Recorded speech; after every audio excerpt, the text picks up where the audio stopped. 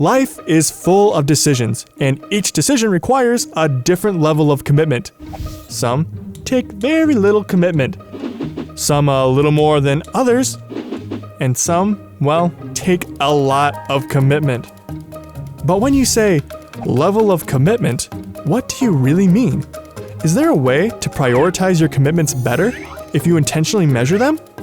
Maybe the level of commitment could be measured by how long that decision will impact the future.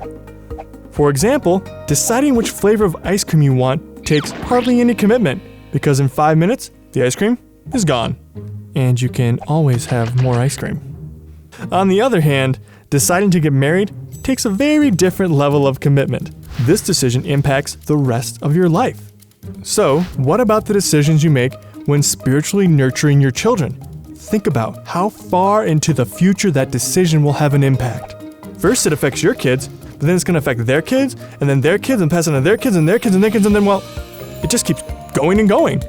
On top of that, the impact doesn't just affect future generations, but has an eternal impact as well. So there you go. That's it. All you really have to worry about is spiritually nurturing your kids. Except there's this little thing called life. In case you forgot, life is full of decisions, and each decision requires a different level of commitment. Now, when raising your kids, you've made plenty of decisions that should probably have you committed. No, not that kind of committed. More like committed to taking them to soccer practice, committed to being at the dance recital, committed to feed them, committed to keep feeding them, committed to their education, their health, their hopes and dreams, well, everything. And maybe that's the beauty of a verse like Deuteronomy 6:6-7. These commandments that I give you today are to be on your hearts. Impress them on your children. Talk about them when you sit at home and when you walk along the road, when you lie down, and when you get up. You always want to do more for your kids. But did you notice this verse isn't asking you to do more? Every day at some point you sit, you walk along the road, you lie down, and you get up.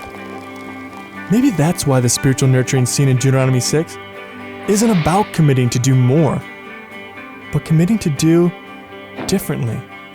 And we hope we can just be a part of that differently. Because we're committed to be with you and your family as you sit at home, as you travel the road, when you lie down, and when you rise up.